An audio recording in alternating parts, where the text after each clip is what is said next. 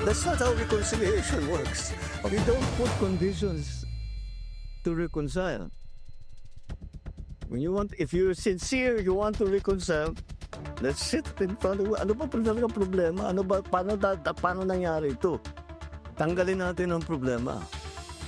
Pero sasabihin mo, hindi ako makikipag-usap hanggang ibigay mo sa akin ito. Eh, walang pupuntahan na. Yeah, and that could actually... Tapos that's not reconciliation. That's not even a negotiation. That's demanding.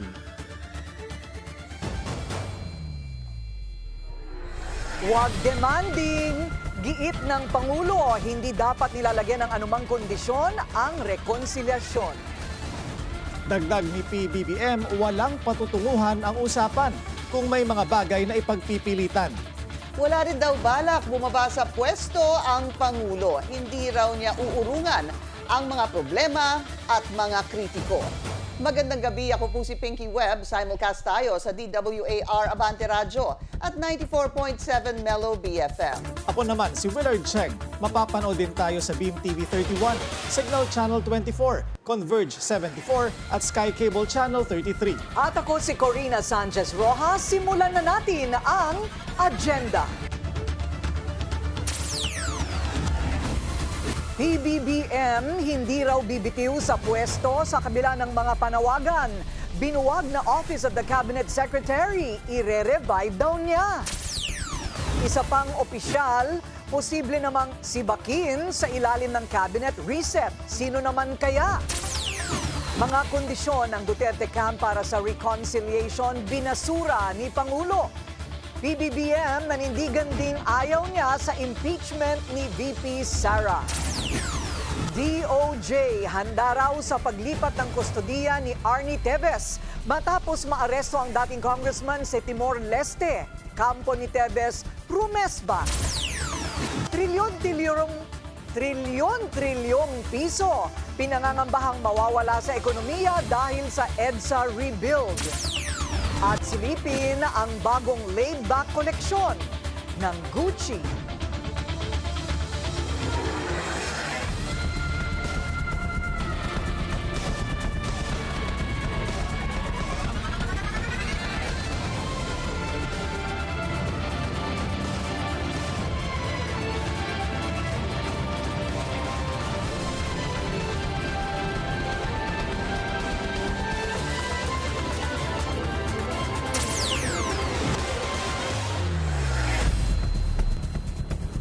Hinabla ni Pangulong Bongbong Marcos ang panawagan ng kanyang mga kritiko na bumaba na siya sa pwesto.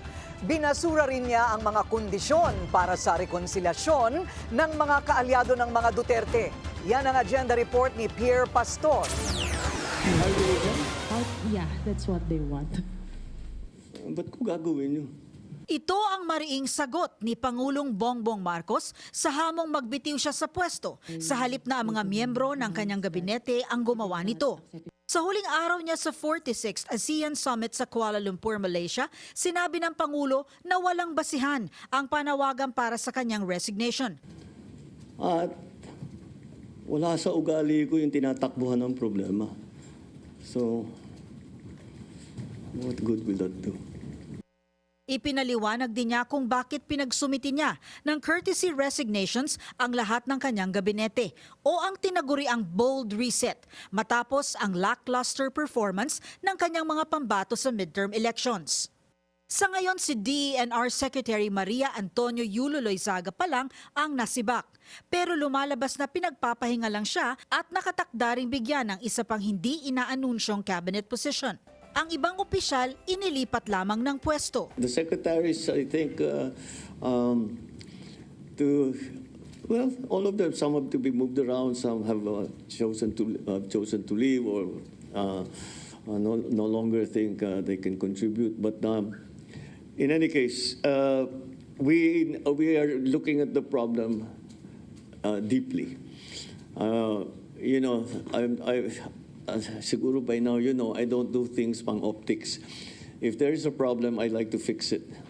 So that's what we are doing. So expect us to be doing a rigorous performance review, not only at the cabinet level, but even deeper. Sa kanyang pahayag naman na bukas siyang makipag-ayos sa mga Duterte, iginiit ni PBBM na wala itong dapat kaakibat na kondisyon. Una nang sinabi ng mga kaalyado ni FPRRD na kailangan pauwiin muna ang dating Pangulo mula sa The Hague bago pag-usapan ang anumang reconciliation. That's not how reconciliation works. You don't put conditions to reconcile. If you're sincere, you want to reconcile, let's sit in front of you. Ano ba talaga problema? Paano nangyari ito? Tanggalin natin ang problema. Pero sasabihin mo, hindi ako makikipag-usap hanggang ibigay mo sa akin ito. Wala pupuntahan na. Yeah, and that condition. Tapos na. That's not reconciliation. That's not even a negotiation. That's demanding. Inamin ng Pangulo na hindi pa niya alam kung anong mangyayari sa reconciliation. Hindi raw niya mahuhulaan ang magaganap. Pero handa siyang makinig at muling sinabi na ayaw na niya ng kaaway. Para sa Agenda, Pierre Pastor, Billionaire News Channel. Plano raw i-revive ni PBBM ang Office of the Cabinet Secretary na kanyang binuwag noong 2022 at ayon sa ulat ng Politico website, si dating DILG Chief Benher Abalos ang napipisil niya umanong mamuno rito. Yun nga lang, magiging interim appointee muna si Abalos dahil sa one-year ban sa pagtatalaga sa mga talunang kandidato. Sa ulat din ng Politico, sisibakin na rin si Special Assistant to the President Anton Lagdameo bilang bahagi ng tinaguriang bold reset ng Pangulo.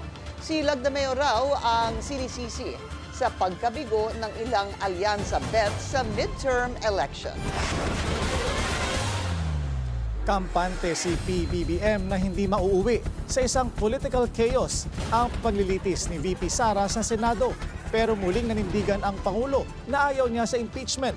Narito ang agenda report ni Sandro Ochona. I didn't have to say that. I didn't want impeachment. Lahat ng kakampi ko sa Kongreso hindi nag-file ng impeachment complaint. Yung mga nag-file ng impeachment complaint, hindi mo masasabing kaya kong utusan o pagsabihan na ito yung gagawin mo. So, why do I have to keep explaining that I did not want impeachment? Ito ang pinaninindigan ni PBBM sa Malaysia kaugnay sa impeachment ni Vice President Sara Duterte. Tila pagbaliktad ito sa naunang pahayag ng Pangulo. Matatandaan noong February 6, 2025, isang araw matapos ma-transmit ang impeachment complaint sa Senado, sinabi ng Pangulo sa anak niyang si Ilocos Norte Representative Sandro Marcos na gawin niya ang kanyang duty para suportahan ang proseso. Kinabukasan, sinabi mismo ni Sandro ang dahilan kung bakit siya ang nangunang pumirma para i-endorso ang reklamo. Alangan naman kung sasabihin ng tao na gusto nilang huhukayin yung lolo mo at itapon yung katawan sa West Philippine Sea. Sasabihin niya gusto niyang patayin ang Pangulo at ang First Lady na ang aking magulang at gusto niyang patayin ang Speaker. Ba't naman nagugulat ang tao na pipirma ako dyan? Bukod pa rito, naging questionable rin ang pagsali sa prosecution panel ni Akbayan Party List Representative Chel Jokno at Mamamayang Liberal Party List Representative Laila de Lima. Kaya duda ng ilan, tila magkakakampi na ang Liberal Party at ang administrasyon.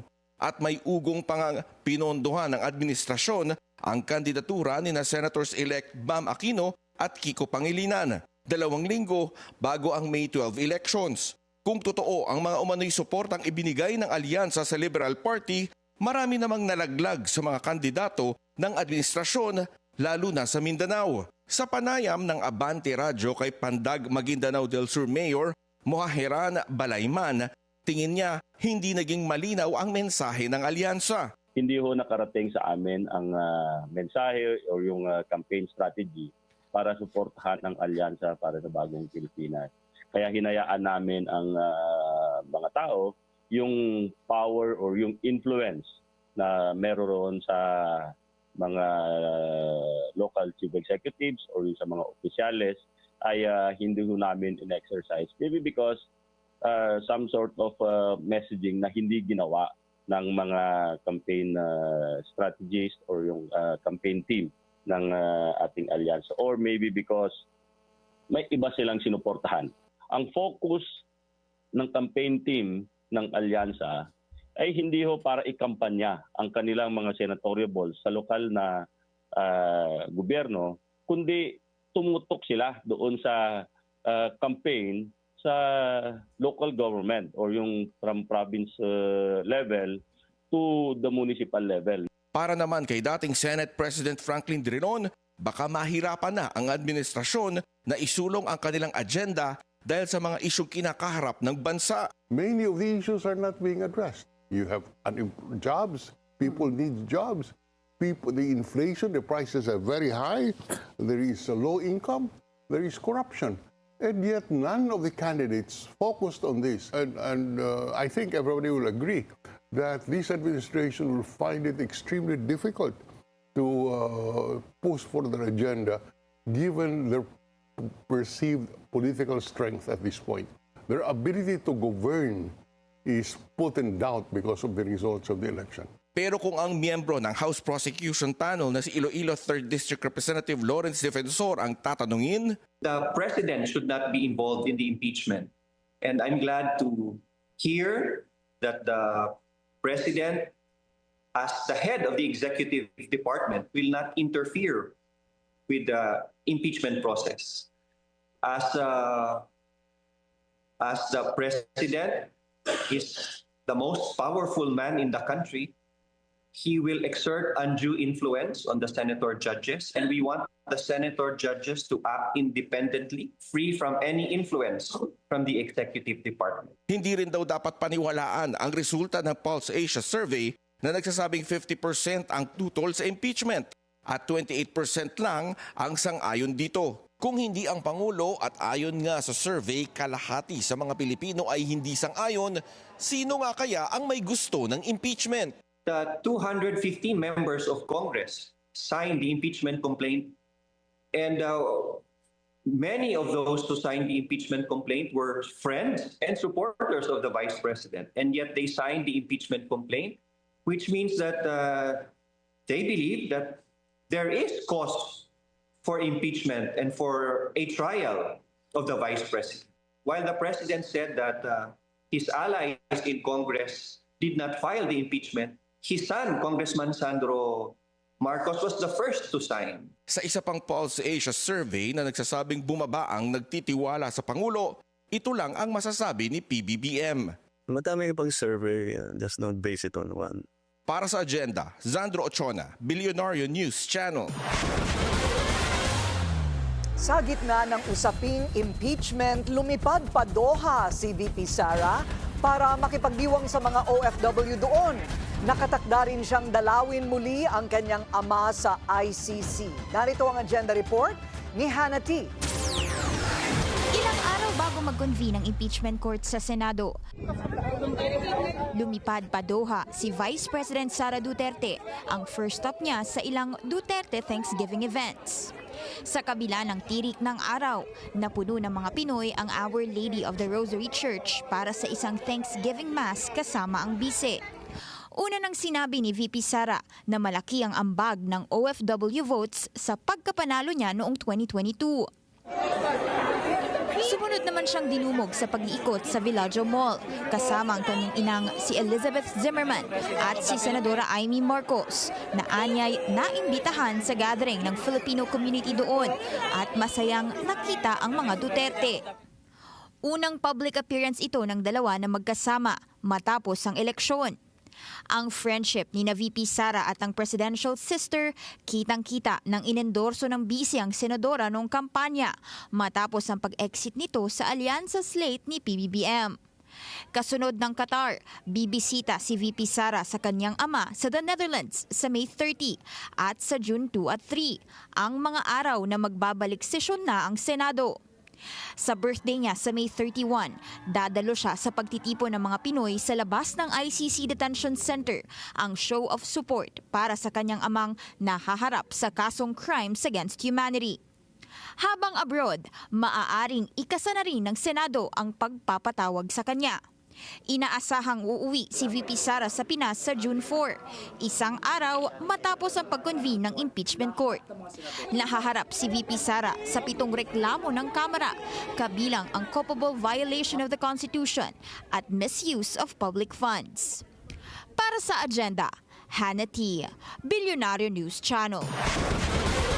Samantala, inilatag na ng Senado ang mga aktibidad para sa pag-usad ng impeachment trial kasabay ng pagbabalik sesyon ng Kongreso sa June 2. Papayagan na ang House Prosecution Panel na basahin ang Articles of Impeachment laban kay VP Sara. Sa June 3 naman ang panunumpa ng Senator Judges. Si Senate President Cheese Escudero ang tatayong presiding judge. Kasunod nito, padadalhan na ng mga summon ang bise at bibigyan siya ng 10 araw para magsumite ng kanyang sagot. Ayon kay Senate spokesperson Attorney Arnel Banyas, posibleng magsimula ang impeachment trial pagkatapos na ng SONA ni PBBM sa July 28. At makakausap po natin ngayon Senate spokesperson Arnel Banyas. Attorney Banyas, magandang gabi po sa inyo. Magandang gabi, Corina. Magandang gabi po sa lahat ninyong manonood at saka sa lahat ng mga nakikinig sa atin ngayon. Good evening, Attorney. This is Pinky Webb po. Hi, Pinky. Sorry ha. Magandang gabi, Pinky. No Kumusta? problem, sir. So, June 2, balikan lang po natin yung schedule sa Senado. So, June 2, what can we expect po? Yung House Prosecution Panel po ba ay pupunta sa Senado? At sa June 3 po ba yung panunumpa ng mga Senator Judges? Sa June 2, inaasahan namin na dadalo ang House of Representatives Prosecution Panel. Bibigyan sila ng pagkakataon at 4 o'clock, bibigyan sila ng pagkakataon na basahin ng Articles of Impeachment. Sa latest na pronouncement ni Senate Secretary Ray Bantug, decision ng House kung isang tao ang magbabasa ng 7 Articles of Impeachment or pwede rin naman nalang mamaya sasabihin nila na gusto nilang iba't ibang tao ang magbabasa ng Articles of Impeachment. So yun ay regular session, mangyayari yun sa June 2, araw ng Lunes. Yes. Sa araw naman ng Martes, tulad ng nabanggit ninyo kanina, ay magsisimula kami ng alas 9 ng umaga. Yun na yung formal at saka ceremonial na pagsisimula ng impeachment trial. Si Senate President Cheese Escudero ay manunumpa at siya yung magiging officiating officer doon sa lahat ng ibang mga senador na manunumpa din sa June 3, araw ng Martes. Gaano katagal ho kaya yung schedule sa June 2 pagbasa po ng Articles of Impeachment? Is it just really reading the 7 articles and then magsasara po yun after reading it at 4 p.m.? What's happening on June 2 it is part of our regular session. Ang intindi ko is that they will just be asked to read the 7 articles. It's really just the headings or the main titles of the articles. They will not read the complete text. I see. I don't expect it to be very long insofar as the actual portion of the reading of the articles. Pero yun ay isang regular na session day sa amin. So maliban doon, inaasahan ko na mayroon pa ibang mga pag-uusapan ang mga senador pero wala na yung kinalaman sa impeachment. Sa June 3 po, yung susunod na araw, yung pong Martes, yun na po yung Opo. panunumpa at ito na po yung susuotin nila yung kanilang uniforme na bilang judge. Yes, yun pong robe ay isusuot po ng ating mga senators. At ang pagkakalam ko po ay we don't expect proceedings on June 3 to be very long. Baka po mga 1 oras lang po ang proceedings sa June 3. Ito po ay talaga lang po manunumpa ang mga senador at mag-i-issue po kami ng summons. Right. Tapos malamang po na matatapos na po ng maaga ang session sa ang impeachment, ang paninimula ng impeachment trial sa June 3. At attorney, totoo ho ba na after po ng pagpanunumpa at pag-i-issue po ng summons, ay kailan na po magpapatuloy o magre-resume ito pong impeachment court? Will it still happen during the 19th Congress o tatawid na ho kaya ito sa 20th Congress? Papaano ho kaya?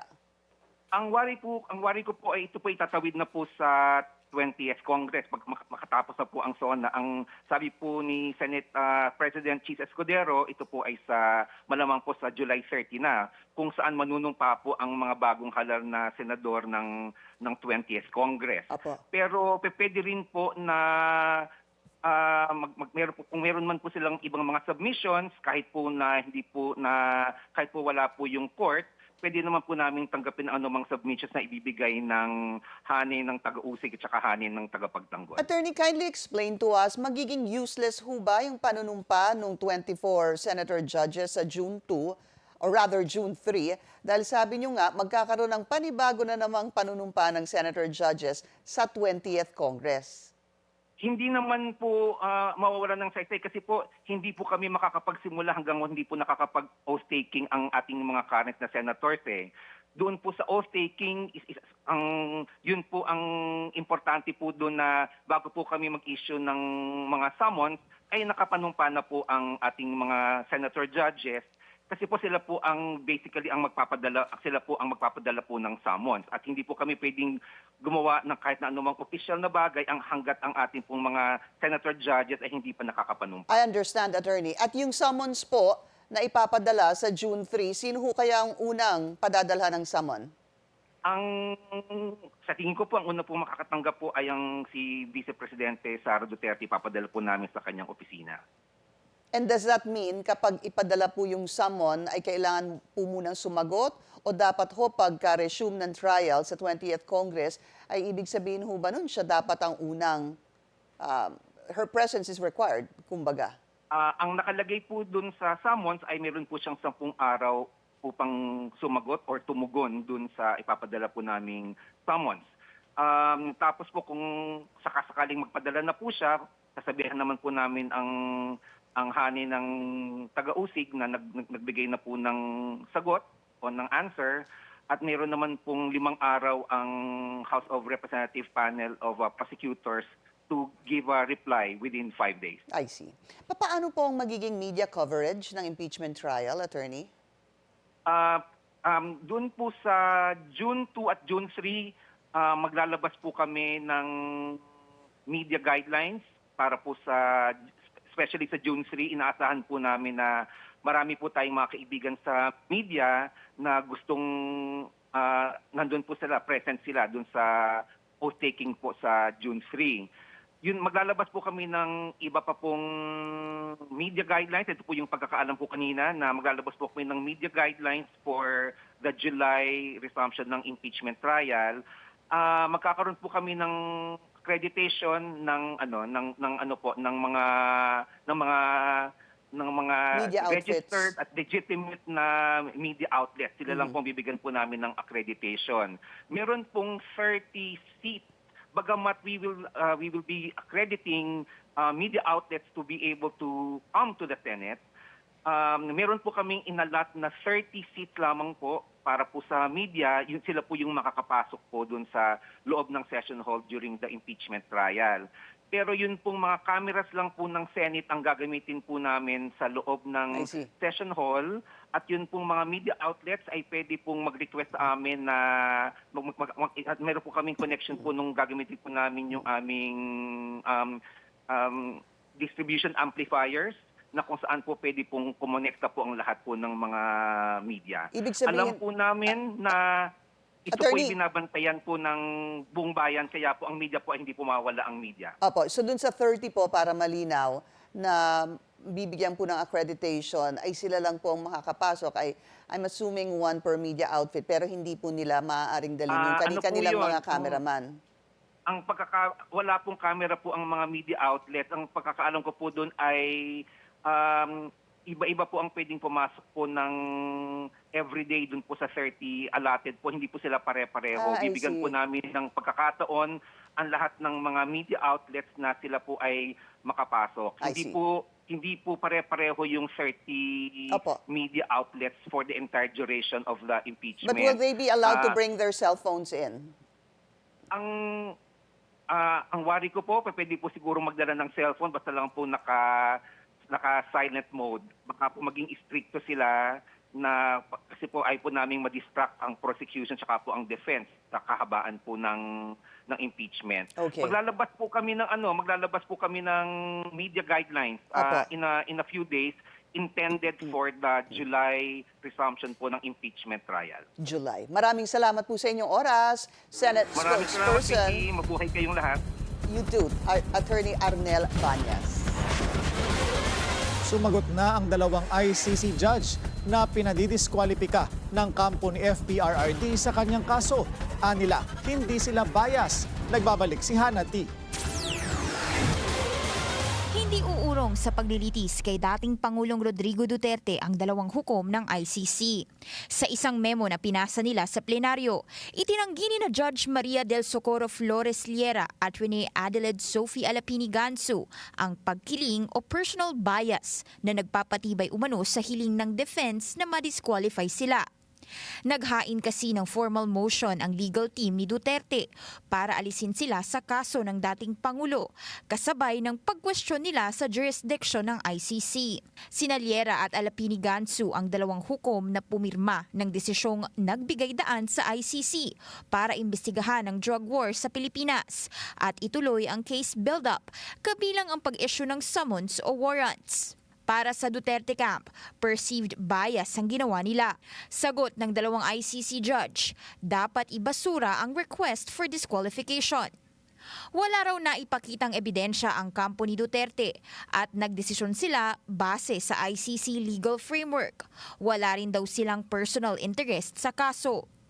Nasa kamay na ngayon ng mga ICC judge sa plenaryo ang pinal na desisyon kung dapat ba silang alisin at itutuloy ba ang paglilitis sa dating Pangulo na nahaharap ngayon sa kasong Crimes Against Humanity.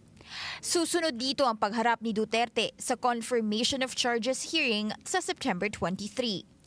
Para sa agenda, Hannah T, Bilyonaryo News Channel. Posibleng bilang na ang mga araw ni dating Congressman Arnie Teves sa Timor-Leste.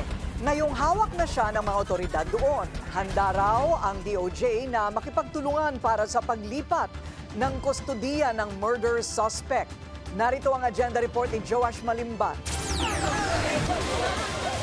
Arestado si expelled Congressman Arnolfo Teves Jr. sa kanyang tahanan sa Dili, Timor-Leste, bandang alas 8 kagabi. Sa isang Facebook post, sinabi ng kanyang anak na si Axel Teves na sapilitang kinuha ng mga immigration officer ang kanyang ama nang walang dalang warrant o kahit na anong dokumentong nagsasabi kung bakit siya inaaresto. We, the family, including my father, is calling out to UN Human Rights, and I personally am calling to every department all over the world. Please help us. Kinumpirma ng kanyang abogadong si Attorney Ferdinand Topacio na nakadetain si Teves sa compound ng Interior Ministry kasama ang kanyang legal counsel na si Dr. Wow Serra. Nagsumiti na rin daw sila ng isang petition for writ of habeas corpus na layong palayain pansamantala si Teves dahil anila illegal ang ginawang pag-aresto. Kung i-grant po yung writ, dadalhin po sa hukuman si Ginoong Teves at doon po ay kailangang makumbinsi ng mga authorities na umaresto kay Ginoong Teves kung bakit siya inaresto. What is the basis for his detention? At kung siya ay ide-deport, what will be the basis for his deportation? Kasalukuyang humaharap si Teves sa patong-patong na reklamong murder, frustrated murder at attempted murder. Siya ang itinuturong mastermind sa pagpatay sa kanyang political rival na si Negros Oriental Governor Roel Degamo noong March 2023. Sa isang Facebook post ng byuda ni Degamo na si Congresswoman-elect Janice Degamo, naniniwala siyang ang status nito bilang undocumented alien ang dahilan kung bakit inaresto si Teves. March last year kasi, nang ihayag ng DFA na kanselado na ang passport ni Teves. Pero March din ng taong ito naman, nang ibasura ng Timor-Leste ang extradition request ng pamahalaan, isang desisyon na ikinagulat ni Secretary of Justice Boying Remulla. Ayon kasi sa dokumentong inilabas ng Timor-Leste Court of Appeals, posible raw maharap sa torture at inhumane, degrading o cruel treatment si Teves kung ibabalik siya sa Pilipinas. We're exhausting all remedies possible because the notion that we have a death penalty to implement in this country is really crazy. There's no basis for the decision. So it's obvious that some people are making money out of this.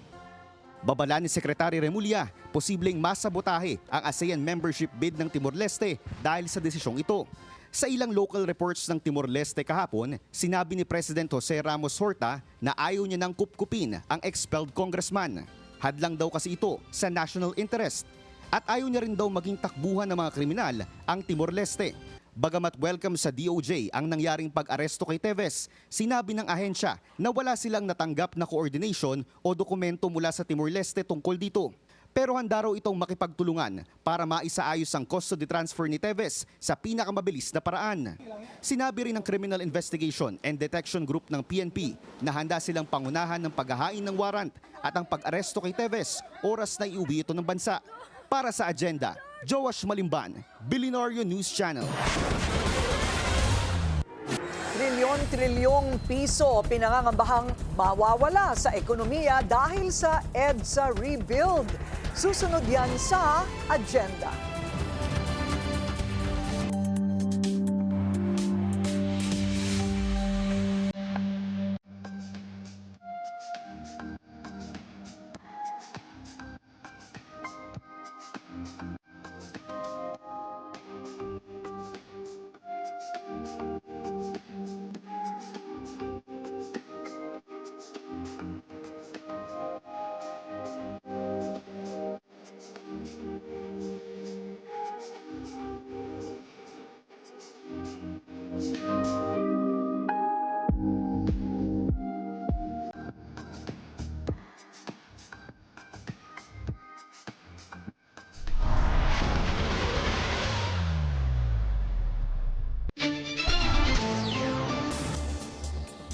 Traffic check muna tayo ngayong Miyerkules sa EDSA Guadalupe.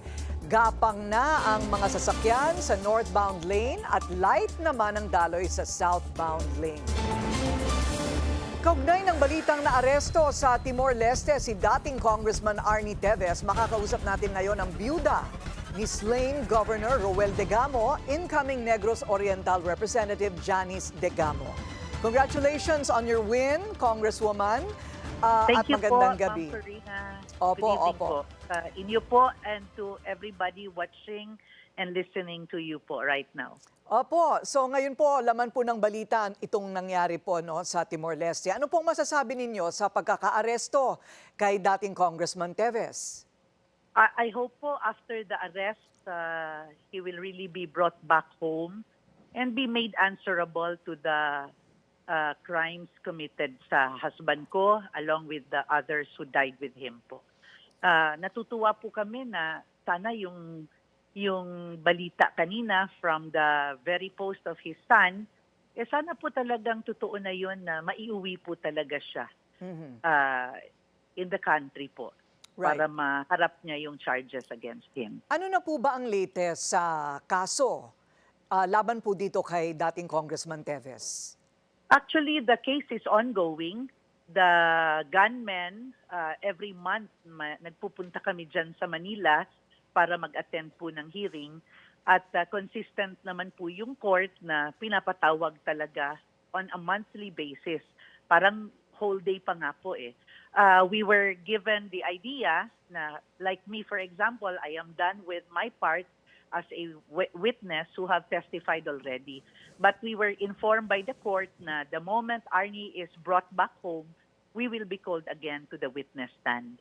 So we are looking forward for that to really happen po. Ayon, so the case continues. With his Yes, presence in the Philippines, ayon, kailangan lang talaga maituloy ang paglilitis. Yes po, kasi hindi po siya pwedeng litisin na wala siya sa Pilipinas. Ayon. Ano naman po ang inyong reaksyon sa paratang ng anak ni Ginoong Teves na kinidnap ang kanyang ama? Parang it is an exaggeration. No? Tingin ko it's an exaggeration. Alam po naman natin at the onset that his father fled the country after his name came out from the very mouth of the gunmen na ang nag-utos sa kanila si Kong Teves. His reason for going away made us all think na talagang bakit ka aalis kung kailangan mong i-clear yung pangalan mo. So it's not about kidnapping, it is an exaggeration, maybe to sound like a victim, pero tayong lahat po na alam namin yung nangyari, alam namin anong ginawa nila, hindi na po mag-i-effect yung sinasabing kinidnap sila. So, needless to say, handa po kayong harapin siya sa kanyang pagbabalik. Kayo po ba ay confident na siya po ay will be found guilty? Yes po, yes po. Ma'am Corina, it will be wrong to point your finger to someone else, knowing the fact na ang hinihingi namin justice. Wala pong justice kung magtuturo tayo ng hindi totoong nag-murder o naging brains behind the murder.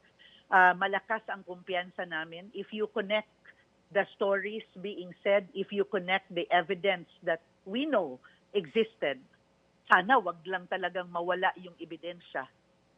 Alam namin na mapapatunayan talaga his involvement in the murder of my husband. In fact, Ma'am Corina, kahit yung kapatid niya na tumakbong governor na natalo this election, malakas din po ang kaso laban sa kanya. Hinihintay pa nga po namin when will it be pursued? Because hindi po kami naniniwala na si Arnie lang yan.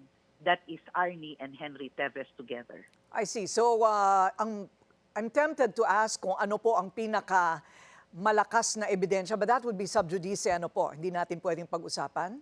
Yes po.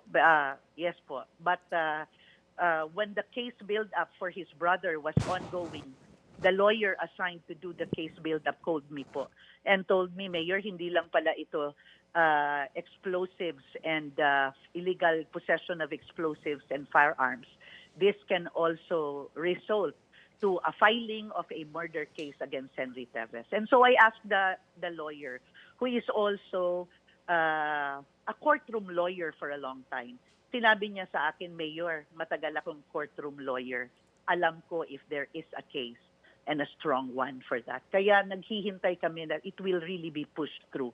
Hopefully, this year talagang ma-push through po yung isang kaso against the brother of Arnie Teves. Okay, maraming salamat, incoming Negros Oriental Representative Janice Degamo. Samantala, hindi lang billions kundi trillions of pesos daw ang mawawala sa ekonomiya kung matutuloy ang EDSA rebuild. Yan ang babala ng isang eksperto at isang grupo ng mga negosyante. Narito ang agenda report ni Soo Jin Kim. Mahigit 2 taon ng pagtitiis at trilyong pisong economic impact. Ito ang babala ng mga ekonomista at negosyante habang sinisimulan ang malakihang rehabilitasyon ng EDSA. Ayon sa director ng Ateneo Center for Economic Research na si Sir Percival Reyes, ang limitasyon sa mobilidad sa pangunahing kalsada ng bansa ay maaaring magdulot ng pagbagal sa ekonomiya at posibleng inflation. So all told, the daily losses, if you add them all up, and they run in the billions, by the way. If you add them all up in 1 year, they actually can outweigh GDP growth. So that's how big it is. It can range trillions and even be greater than GDP growth. But beyond a certain threshold, congestion begins to become a drag on growth. Specifically, if your congestion gets to be worse than 35 to 37 hours of delay per commuter per year, okay, that will have an effect on your economy. Ito din ang naging sentimiento ng isa sa pinakamalaking business group sa bansa, lalong iniinda raw ng mga logistics companies ang bagong setup. But definitely it will have an impact on increasing the logistic cost of many operations. Many of the truck firms that I talk to, their productivity is almost cut to half. Because on a day trip, they can only make one trip. So now we're delivering according to the advisory to do delivery at night, and that adds cost. Not only that the delivery, you pay more for the night's work, but also the warehousing and everything. You have to have people receiving those goods also. So that takes a big chunk on the cost of operations for many companies. The delays in the transportation of goods and services, that will have a lot of cost also, no? Gasoline being burned in traffic, okay? The delays, all right? Not to mention the negative externalities, the pollution that is going to be, imposed upon the environment. Ayon kay PCCI Chairman George Barcelon, sa salary expense pa lang, plus 30% na ang dagdag sa gastusin ng mga negosyante dahil sa night differential. So this cost will be passed on. Sa retail at mall sector, inaasahan na ang malaking bawas sa foot traffic na maaaring magresulta sa pagkalugi ng ilang negosyo sa Metro Manila. I can see that some of the service sectors, restaurants or whatnot, will be affected because when you think that traveling before will be, let's say, an hour, now becomes 2 hours. That will discourage you, to try to go towards that direction. If not, you have to route your way, and we really don't have many alternate routes to go from one side of the city to the other side of the city. Dalawang posibleng solusyon, isa na ang patuloy na pagde-decentralize ng economic activity papunta sa mga rehiyon sa labas ng NCR. Ultimately, economic activities, investments will be channeled outside Metro Manila so that we can ease the congestion therein. Okay? And that, of course, will come with investments in infrastructure. That's really what our long-term planning, economic development planning should be about. It's so improving the provinces, sir. At ang pagbabalik ng work-from-home arrangements sa maraming opisina. So I think much like what we did during the pandemic, we could probably consider having more flexible working hours, work from home. Para sa agenda, Sujin Kim, Billionaire News Channel. Isang odd-even scheme sa mga ipatutupad ng MMDA pag nagsimula na ang EDSA rebuild. Pero mukhang marami ang nalilito rito. Yan ang agenda report ng ating mobility correspondent, G. Baroga. Isang malaking traffic experiment ang ipapatupad sa EDSA at marami sa mga motorista, hindi pa rin sigurado kung ano talaga ang mangyayari. Effective next month ang odd-even scheme na layuning mabawasan ang pagsisikip ng EDSA dulot ng reconstruction nito. Pero ang mabilisang desisyon hinggil dito, kasama na ang pabago-bagong alituntunin ay nagdudulot ng kalituhan sa publiko. Noong una, inanunsyo ng MMDA na parehong ipatutupad ang kasalukuyang number coding at ang odd-even scheme. Pero makalipas ang isang araw, kumambyo ang ahensya at sinabing ang odd-even scheme lamang ang iiral sa EDSA. Ang isang linggong dry run, naging isang buwang test period at ang mga mahalagang detalye tulad ng mga exemption, hindi pa rin kasado. Isang driver ang nagsabi na para bang pinipilit silang sumunod sa mga patakarang hindi pa finalized. Pati ang mga Grab at ibang ride-hailing drivers, bagamat exempted, ay nalilito rin. Natatakot din ako mahuli. Kasi kapag nahuli ako, mapupunta lang doon yung kita ko. Mas maganda mag-isip pa sila ng iba pa. Kesa doon yung ad-even na yan. Ayon sa isang eksperto, ang mga polisiya tulad nito ay hindi dapat ipinapatupad ng biglaan. It should really be ironed out in the sense that hindi pwedeng trial and error. We cannot have a trial and error when it comes to policy because these are people's lives, people's time, and people's money when it comes to if you're actually apprehended for something. Binigyang diin din ni Pornelos na ang number coding ay hindi naman talaga permanenteng solusyon. Ito ay inumpisahan lamang noon para maibsan ang pressure dulot ng konstruksyon ng isang elevated expressway. Matapos ang mahabang panahon, nandyan pa rin ang sistema pero ang traffic palala pa rin ng palala. It stayed for the longest time because vehicle traffic got more and more, car sales got more and more.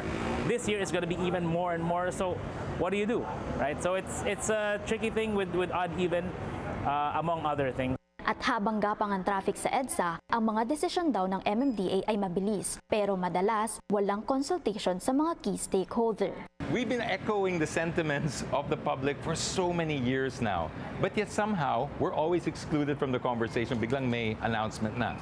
Pinuna rin ni Dikin ang logic sa likod ng exemption sa mga electric at hybrid vehicle. Parehas na space lamang daw ang kinukuha nito sa daan tulad ng mga normal na sasakyan. Ayon sa kanya, hindi ito environmental issue kundi problema sa congestion. Tungkol naman sa pagbabalik ng no contact apprehension policy, naniniwala si Dikin na dapat mag-focus muna ang MMDA sa mga pangunahing aspeto. MMDA is not known for technology. They're known for other things but not technology. But now they want to take charge of this, and the thing is, there are so many gray areas here. Isang praktikal na solusyon na iminungkahi niya ay ang better link sa pagitan ng LTO records at mobile phones para matanggap agad real-time ng mga vehicle owner kung sila o ang gumagamit ng kanilang sasakyan ay may violation. This will avoid you building up all these infringements and violations that in a year's time when you renew your registration, that you don't get hit with this big bill. Samantala, ayon kay Pornelos, ang enforcement ay dapat may kaakibat na driver education, proper licensing at disiplina sa daan. It's on the government to consistently enforce. It's on the motoring public to actually follow the rules, follow the lines, respect the pedestrian lanes, respect the bike lanes. You know, I mean that's really the thing here. It's a give and take. Wala rin daw magic solution sa pagresolba ng traffic crisis. Pero kung titingnan natin ang ibang mga bansa gaya ng Japan, mayroon silang maayos na mass transportation system, particular na ang mga tren. Para sa Agenda, G. Baroga, Billionaire News Channel. Kumbinsido si Senator-elect Tito Soto na hindi scripted at seryoso si PBBM sa pagtutol niya sa impeachment ni VP Sara. Pero dagdag niya, walang kontrol ang Pangulo pagdating sa mga desisyon ng Senado. Narito ang agenda report ni Hannah T. Sinigurado ni Senator-elect Tito Soto na hindi palabas lang ang paninindigan ni PBBM na ayaw niya sa impeachment ni VP Sara. Madalas daw niya itong narinig mula sa Pangulo noong campaign season. Kasama si Soto sa mga nanalo mula sa alyansa slate ng Pangulo. I can attest to the fact that he really means that he is not in favor of the Third impeachment trial na ito na pagdadaanan ni Soto sa kanyang political career na nagsilbi na sa Senado mula pa 1992. Sa nagdaan niyang 4 terms, wala raw siyang nakitang na kontrol ng Pangulo ang Senado pagdating sa decision-making nito. In the Senate, when it comes to the Senate leadership and some of the rules and laws that we discuss, they usually tumakalampi yung team ng Presidente. Ilang linggo bago ang impeachment trial, nagkakaisa ang ilang senador na bumuo ng iba't ibang bloke matapos ang eleksyon, gaya ng balak na independent bloc ni Senator Risa Ontiveros at Duterte bloc ni na Senator Bato de la Rosa at mga kaalyado nito. Pero para kay Soto, ang mga senador either minority or majority lang. I don't foresee what I heard from another colleague saying that meron independent bloc, may minority, may majority. It's not such thing. Kinikilala sa Senate rules na majority block ang mga senador na boboto sa winning Senate President. Ang hindi naman magiging bahagi ng minority. Walang probisyon sa Senate rules ang third o separate block. Pero in practice, pwede ang maging independent. You want to call yourselves a red and white block, or do you want to call yourselves an independent block or a blue block? It's up to you. But you're a member of the minority if you don't join the majority. Isa si Soto sa mga unang nagpahayag ng intensyong maging Senate President sa pagbubukas ng 20th Congress. Masyado pa raw maaga para sabihing may magbabago sa leadership at Senate blocks. Pero ayon kay Soto, maaaring ang mga alyansa ngayon batay sa convenience at pwedeng hindi totoo ang loyalty. Para sa Agenda, Hannah T. Billionaire News Channel.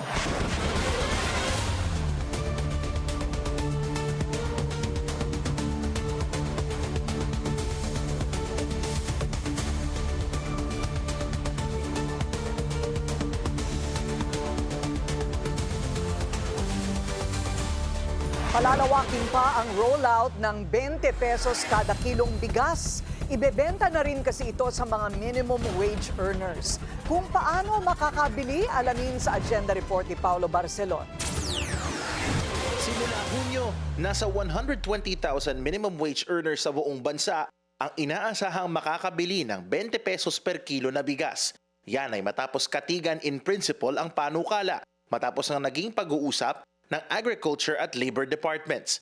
Sa ilalim ng programa, ang ilang piling minimum wage earner mula sa mga kumpanyang nasa listahan ng DOLE ang makakabili ng murang bigas. Pwedeng yung kumpanya na kumuha sa FTI o sa NFA, dadalhin doon sa opisina nila para i-distribute, di ba? So actually, mas madali itong scheme na to para sa amin. Pero di gaya ng alokasyon sa mga solo parent, seniors at persons with disabilities, 10 kilo lang ang pwedeng bilhin ng minimum wage earners. Sakali raw na magkaroon ng rollout nito, Direct selling o rekta sa kanilang kumpanya ang isa sa mga nakikitang paraan ng pagbebenta. Pag sa kadiwa kasi pipila, baka ang ano kasi doon yung issue yung identification 'di ba? Medyo mahirap 'yun. Kaya merong talks on how to simplify and make it more efficient. Paano naman kung ang minimum wage earner ay sakop din ng nauna ng vulnerable sectors gaya ng solo parents, PWD at senior? Kung solo parent siya, mas malaki allocation niya sa solo parent, 30 kilos per month. So, pa rin po ba siya wala sa kumpanya niya? We'll see. That's a good question. Actually, naisip na namin yan kanina. Kaya nga, kasama naman yan doon sa pinag-aaralan. Sasagutin ng Food Terminals Incorporated ang pag-transport ng bigas. At ayon sa DA, mahigpit na ipagbabawal ang paglalagay ng anumang patong. Ibig sabihin, pag nabili ng 20 pesos, 20 pesos lang din dapat ang benta sa mga minimum wage earner. Habang paunti-unti ang rollout ng murang bigas ng gobyerno, pinag-aaralan ngayon ng Department of Agriculture na ang pagbili nito ay hindi magdudulot ng gulo. Yan ay dahil sa mga susunod na buwan at mga linggo, inaasahang mas marami ang makikinabang sa murang bigas na 2022 campaign promise ng Pangulo. Para sa Agenda, Paulo Barcelon, Billionaire News Channel. Hindi magiging madali ang comeback fight ni People's Champ Manny Pacquiao. Yan ang giit ng boxing analyst na si Ed Tolentino. Makakaharap ng dating senador si Mexican-American WBC welterweight champion Mario Barrios sa July 19. Ayon kay Tolentino, at 46 years old, ambitious ang paghangad ng world title, lalo na't 4 na taon ding nag-hiatus ang Pinoy boxing legend. Pero hindi naman daw ito imposible. Manny Pacquiao trying to break history by becoming the only boxer to win the welterweight title 5 times. He is looking to break his own record, being a 4-time welterweight champion. So this is a legit contest, a legit world title fight. He's not taking on a former YouTuber. He's taking on a legitimate world champion. Although in the opinion of many, among the incumbent world champions right now in the welterweight division, they believe that Mario Barrios is the weakest in the lot. And this is the reason why they think Pacquiao can still pull it off. Disqualification case laban sa pamilya Tulfo ibinasura na ng COMELEC and BAN. Susunod yan sa Agenda.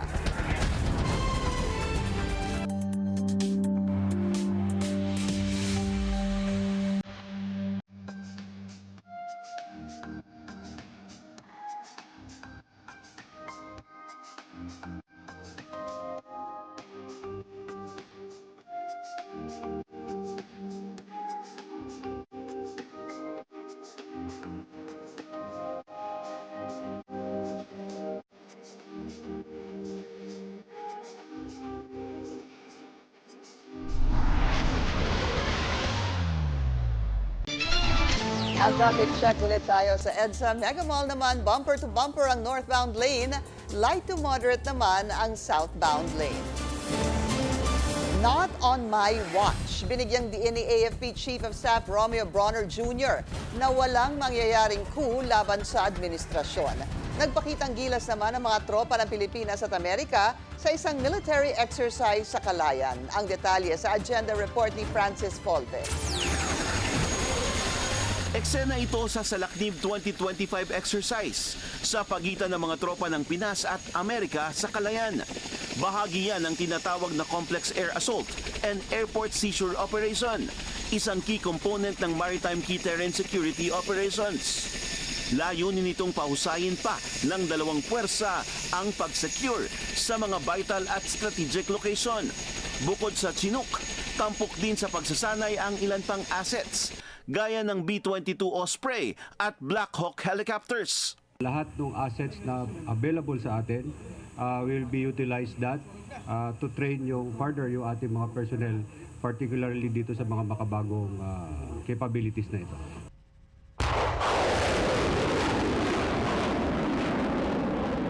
Matunog din ang pananatili ng US Typhoon missile system sa bansa na una nang iprinotesta ng China. Pero sinalag ito ng Department of National Defense at sinabing labas ang China sa anumang deployment at paggamit sa mga exercise ng military asset ng Pilipinas o mga bansang kaalyado nito. Lumahok din sa Salaknib 2025 ang mga miyembro ng Philippine Scout Ranger kasama ang US Army mula sa 25th Combat Aviation Brigade ng 25th Infantry Division. Nagsagawa sila ng cold load infiltration operation, lula ng isang Black Hawk chopper. Binigyan naman ng Outstanding Achievement Medal sa exit call sa Camp Aguinaldo si Major General J. Bargeron ng US Indo-Pacific Command para sa kanyang mga ambag sa pagpapatatag ng security and defense cooperation ng Pilipinas at Estados Unidos. Commendation Medal at Ribbon Award naman ang ipinagkaloob kay Lieutenant Colonel Daniel Thomas ng US Air Force para sa kanyang dedikasyon. Pinasalamatan sila ni AFP Chief of Staff, General Romeo Browner Jr. sa kanilang commitment para mapatatag pa ang strategic partnership sa pagitan ng dalawang bansa, partikular sa defense policy planning at regional security collaboration. Kasabay naman sa pagdiriwang ng ika-14 na anibersaryo ng Philippine Army Signal Regiment ngayong araw, pinasinayaan ni Army Chief Lieutenant General Roy Galido ang bagong pasilidad, equipment at mga sasakyan na gagamitin sa utos na pagdepensa sa cyber domain. Samantala, binigyang diin ni Browner na walang kuditang mangyayari sa hanay ng militar sa kanyang pamumuno. Mananatili raw silang tapat sa konstitusyon at sa chain of command. Nagbabala rin siya sa patuloy na pagpapakalat ng disinformation tungkol sa mga sundalo, sabay sa paghimok sa publiko na suriing mabuti ang mga impormasyong nakikita sa social media bago maniwala rito. Para sa Agenda, Francis Polbe, Billionario News Channel. Habang tumitindi ang sigalot sa laot, patuloy na nananawagan si PBBM ng diplomatikong solusyon. Kaya naman ang Code of Conduct sa South China Sea muli niyang isinulong sa ASEAN Summit sa Malaysia. It's not just the Philippines who feels that way. Everyone in ASEAN feels that way. Everyone in Asia feels that. Hindi na pag-usapan ni President Bongbong Marcos at Chinese Premier Li Qiang ang decades-old maritime conflict sa pagitan ng dalawang bansa sa katatapos lamang na ASEAN Summit. Pero sa plenary intervention ng Pangulo, ang panawagan nito, aksyonan na sana ang adoption ng isang Code of Conduct sa South China Sea. 1996 pa nang unang iendorso ang pagbuo ng isang COC para maiwasan ang geopolitical tensions sa pagitan ng Southeast Asian nations. Pero hanggang ngayon, wala pa ring adopted na legally binding framework. Let us therefore continue engaging our partners not merely to expand networks, but to uphold and project the values that define ASEAN: peace, inclusivity, and shared progress. Ilang araw bago ang summit, binomba ng Chinese Coast Guard ang mga research vessel ng Bureau of Fisheries and Aquatic Resources o BFAR. A few days later, dalawang CCG vessels din ang namataang nagmamanman sa peace concert na pinangunahan ng Atinto Coalition sa El Nido, Palawan. Taong 1947 pa ang Chinese expansion sa South China Sea. 1995 naman, nang unang i-occupy ng China ang Mischief Reef na pinagmula ng pinakaunang maritime conflict sa pagitan ng China at Pilipinas.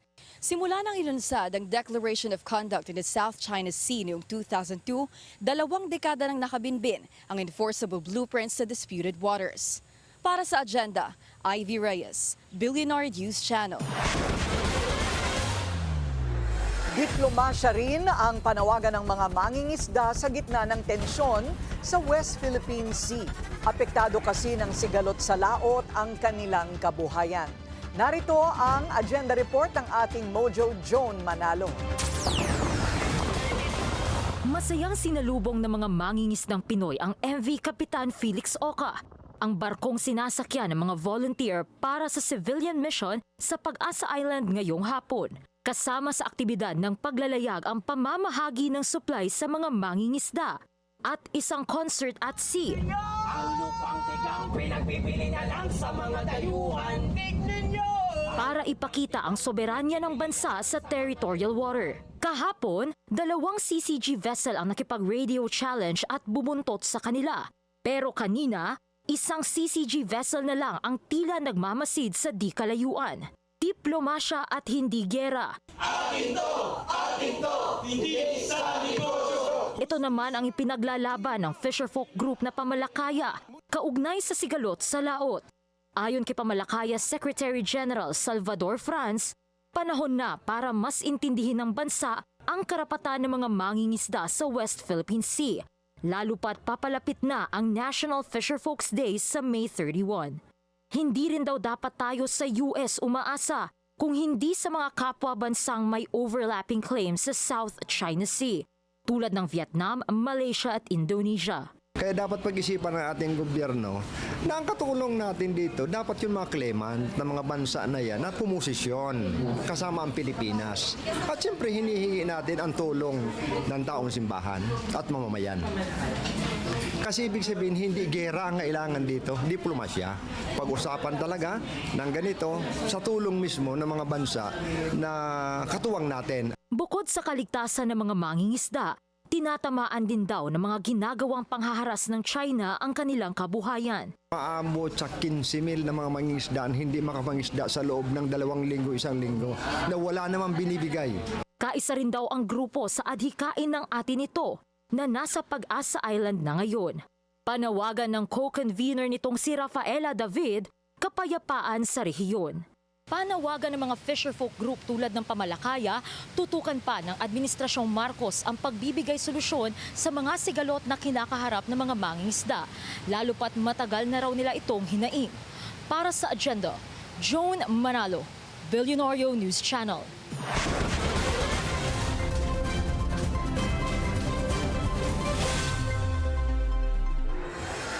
Tuluyan nang ibinasura ng COMELEC and Bank ang disqualification petition laban sa mga tulfo.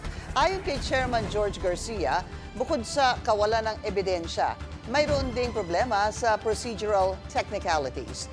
Base sa petisyon, dapat umanong i-disqualify ang pamilya Tulfo sa nagdaang eleksyon dahil parte raw sila ng political dynasty.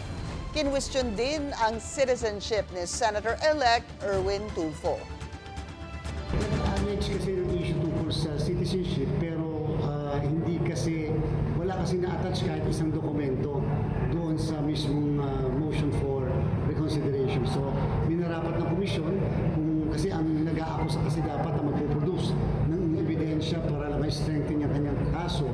Pero sabi ng Commission and Bank ay hindi mapagbibigyan sapagkat hindi pwede ang allegation lang. Moving on na raw si outgoing Senator Bong Revilla matapos pumalya ang kanyang re-election bid. Sa isang social media post, sinabi ni Revilla na back to normal na ang kanyang buhay. Pinag-iisipan din daw niyang patawarin ang kanyang mga hater. Pero sa ngayon, tuloy daw ang plano niyang kasuhan ang mga naglabas ng fake news na tinuturo niyang dahilan sa pagkabigo niyang makapasok sa Magic 12. Kailangan ay positive yung ating outlook sa buhay para happy lang. Yung mga nangyari sa buhay, ganun talaga. No? Ang bawat tao may kanya-kanyang panahon, ang bawat panahon may kanya-kanyang tao. So, let's take it at that. Isa si Revilla sa mga nasangkot sa multi-billion peso pork barrel scam. Nakwit siya sa Sandigan Bayan pero pinasasauli sa kanya ang umano'y kickback niya na 124 million pesos sa National Treasury. PBBM, nakapili na raw ng bagong PNP chief. Ang top contenders down to 2. Susunod yan sa agenda.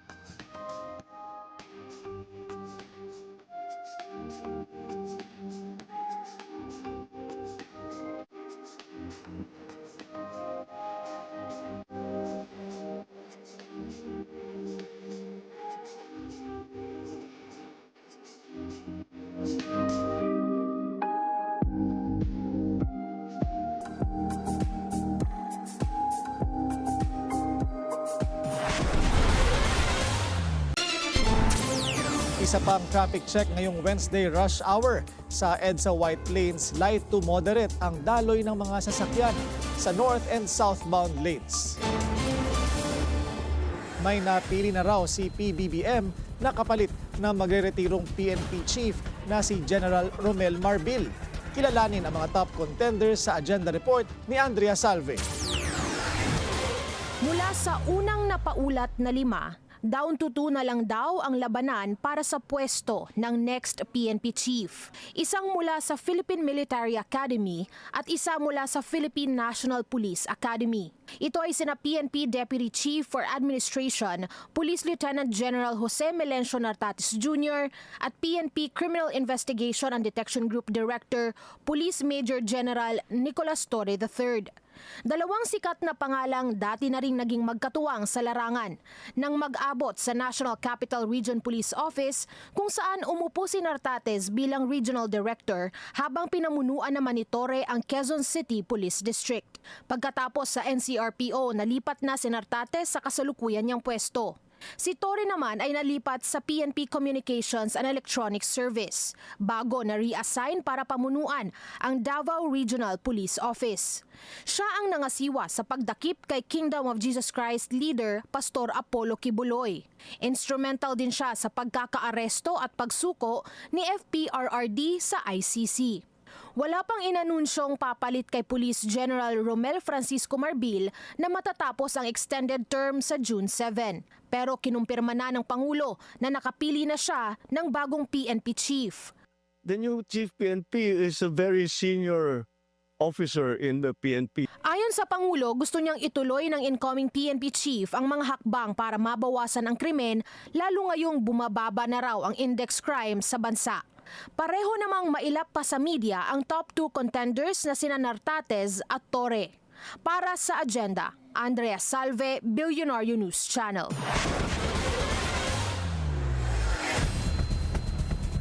Tourist-friendly ang dating pero modus ang pakay. Arestado sa Maynila ang mga sospek sa likod ng mga krimen na ang target ay mga dayuhan. Nagbabalik si Andrea Salve para sa detalye.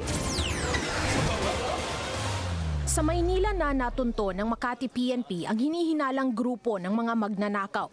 Target ang mga foreign tourist gamit ang anilay makabagong modus. Naglalakad lang daw ang biktimang French national sa bahagi ng Hilpuyat Avenue sa Makati nang lapitan ng 3 sa 5 mga sospek.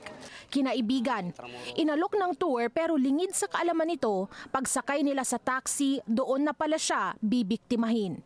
Nang makatsyempo ay tinurukan ng nakakahilong chemical at pagising niya, wala na yung kanyang mga gamit na cellphone at cash na nagkakahalaga ng 96,000 pesos. Yung matagal na tinagurian natin tong Atiban gang modus. Ang pagkakaiba lang, nung mga bata tayo, itong Atiban ay inihahalo sa pagkain o sa inumin. Pero dito sa insidente na to ay naging na siya, injectable. Na-recover sa kanilang operasyon nitong Martes ng hapon ang cellphone at mga ID ng biktima. Bago ito ay naaresto rin ng Makati PNP ang isa pang lalaking suspect naman sa pagnanakaw din sa isang American national. Kasunod din dito ang 2 pang lalaking nahulihan ng armas. Because of our, of course, intensified police visibility po, na ispatan po ang isa ring ulit grupo na nag-aantay rin ng biktima. Binigyang diin ng Makati Police ang kahalagahan ng pagre-report ng ganitong mga insidente. Yun yung magpapatunay kasi ma'am na may nangyayari kasi ma'am may reklamo, may pero kung hanggang dun sa ma'am at yung report nila is through Facebook or video or ma'am, actually ma'am, mas lalo pa kung totoo ang nangyayari yon, mas lalo pa na naging umiikot lang yung mga criminals. Nasa kustodiya na ng pulisya ang nahuling mga sospek at mahaharap sa kaukulang mga reklamo. Para sa agenda, Andrea Salve, Billionaire News Channel. We are not the enemy. Yan ang binigyang diin ng mga estudyante at faculty member ng Harvard University sa gitna ng sunod-sunod na hakbang ng Trump administration laban sa elite school. Kabilang dyan ang pagbawi sa federal grants at pag-alis sa kakayanan ng Harvard na magpasok ng foreign students. Inaakusahan kasi ni President Trump ang universidad ng anti-Semitism at diskriminasyon. Git ng Harvard, pag-atake lang yan sa free speech. This has nothing to do with combating anti-Semitism. Anti-Semitism is a real problem. It's a problem at Harvard. It's a problem in our country. But these policies will do nothing to combat this age-old hatred. We will not stand for this. Not the Harvard community and not the Jewish community. Free ideas and free speech get in the way of authoritarians. And so like authoritarians before him in places like Russia, like Turkey, and like Hungary, Donald Trump is attacking universities. Sa sports, another feather in the cap para kay Alex Ayala. Nakamit lang naman ng Pinay tennis ace ang kanyang unang panalo sa isang Grand Slam match. Nanalo si Ayala at ang katandem nitong si Renata Zarazua ng Mexico sa first round ng doubles division ng French Open. Tinalo nila sa straight sets sina Emily Appleton ng UK at Yvonne Cavale-Reimers ng Spain. 2 araw lang ito matapos ma-eliminate si Ayala sa unang round ng singles division. At only 20 years old, gumawa na ng kasaysayan si Ayala bilang kauna-unahang Pinay na lumaban sa Grand Slam. Lumalakas ang demand, dumarami ang biyahe sa kabila ng mga hamon sa industriya. Patuloy ang pag-angat ng Cebu Pacific. Kasama riyan ang expansion at mga bagong ruta. Narito ang agenda report ng ating mobility correspondent, G. Baroga. Sa gitna ng kabi-kabilang mga expansion, positibo ang lagay pati na rin pagtingin ng Cebu Pacific ng bilyonaryo Gokongwei Group para sa 2025. Sa unang quarter ng taong ito, tumaas ang traffic demand nila ng 26% at ang seats naman ay up 25%. Pero hindi nagpapatinag ang airline kahit na may mga pagsubok rin na kinakaharap ang aviation industry. As we look through the remainder of this year, we expect for the full year our growth to be somewhere between 15 to 20% over where it was last year. So that's very impressive growth in a marketplace where others actually are struggling. Ilan nga sa mga expansion ay ang pagbubukas ng hub sa Davao at Iloilo at mas pinalawak na operasyon sa Cebu at Clark. Naungusan na rin ng Cebu Pacific ang isa pang airline in terms of international passengers. Hindi raw ito parte ng kanilang layunin pero maaaring ang kanilang mga expansion ang dahilan ng growth na ito. Look, it's good that the expansion's paying off. It's good to see that we lead in terms of total international passengers and seats on both domestic, which we've traditionally done, and now on international as well. Dagdag pa nilaw, indikasyon daw ito na malakas pa rin ang kagustuhan ng publiko na mag-travel at mag-discover ng mga bagong lugar. Ayon sa airline, 24 new routes ang binuksan nila noong nakaraang taon. Available na rin ang flights to Sapporo, Japan at Chiang Mai, Thailand. Suportado rin daw nila ang pagsasapribado ng mga regional airport dahil makakatulong ito sa pagpapalawig ng kanilang operasyon. At isang bagong development nga para sa kumpanya ang signing ng isang wet leasing agreement with Flyadeal, isang Saudi Arabian airline. Sa kasunduang ito, ipapahiram ng Cebu Pacific ang kanilang mga resources para sa commercial operations ng Flyadeal tuwing off-peak season sa Pilipinas na traditionally ay tuwing third quarter. But the first step on that is to sign for 2 aircraft, 2 A320ceos that we will be wet leasing. This is our aircraft, our crew, our maintenance. Will be providing cover for Stephen in his operation in Saudi Arabia during our low season. Sa kabila ng mga hamon sa industriya, patuloy na lumalago at nagbabago ang Cebu Pacific upang mas mapalapit sa mga pangangailangan ng mga pasahero. Desidido ang airline na ang paglipad patungo sa mas maliwanag na future ay kanilang continuous mission. Para sa Agenda, G. Baraga, Billionaire News Channel. Flores de Mayo with flair, star-studded at fashion-forward ang parada sa Cebu. Natampok ang mga kilalang personalidad at designers. Panoorin natin sa Agenda Report ni Mary Ann Uy. Tuwing katapusan ng linggo ng Mayo, isinagawa ang Santa Cruzan bilang pagtatapos sa buwan ng Flores de Mayo. At dito sa Cebu, 39 na mga kilalang fashion designers ang nagtipon-tipon para bihisan ang mga kilalang personalidad sa Cebu. Mula political personalities, Manila at Cebu socialites, nandito sa Cebu para sa Santa Cruzan sa Subo. Gawa sa kilalang designer na si Philip Rodriguez ang suot ng Reyna Elena na si Happy Melendres. Gawang Curry Santiago naman ang suot ng chairman ng City Tourism Commission ng Cebu na si Councilor Joy Pisquera bilang si Reyna de las Flores. Di lang mga batikang designer ang nagpakitang gilas ng kanilang mga obra, gayon din ang mga young fashion designer ng Cebu tulad ni Oscar James at Hans Cuquilla. Sila ang gumawa ng kasuotan ng Rosa Mystica at La Virgen Dolorosa. It's a very good privilege, especially that I just started. It's just for exposure and also for the love of, our Catholic or our religion. This is part of our culture and heritage, and we can help but look forward to many more Santa Cruzas in the coming year, especially with the new mayor that we have right now. Ayon sa designer na si Philip Rodriguez, taon-taon nang ginagawa ang Santa Cruzan sa tulong na rin ng City Tourism Commission. Nais rin kasi ng komisyon na makatulong sa Clothes for Life ang grupo ng mga fashion designers sa Cebu.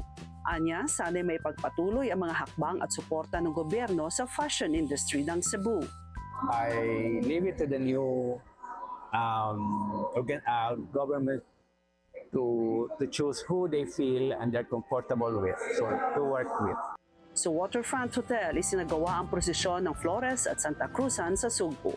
Para sa agenda, Mary Ann Uwe, Billionaire News Channel, Cebu. Ngayong tag-init may bagong koleksyon ang Gucci na sigurado makakapagpa-feel ng summer escape kahit nasa gitna ka ng city. Inspired ito ng laid-back na vibe sa baybayin ng Italia. Silipin natin ito sa agenda report ni Ferdy Salvador.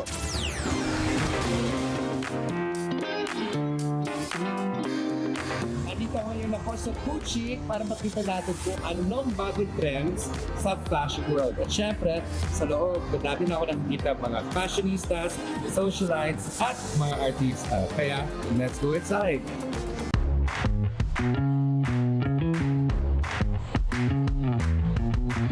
Mainit ang panahon pero mas mainit ang Gucci Lido Spring and Summer 2025 collection. Ang mga paboritong Gucci handbags gaya ng Softbit, Double G, Marmont at Bamboo 1947 may bagong summer look. Gawa sa raffia, wicker at crochet. Suabe, magaan at ready for the beach or brunch. Sama rito ang ilan sa mga pinakamalalaking pangalan sa fashion scene, sina Ann Curtis, Sara Labati at Camille Co, na all Gucci'd out para sa event. And I'm with the fashionable na sobrang ganda with the Gucci fresh hair. Ann Curtis, ano yung outfit mo tonight?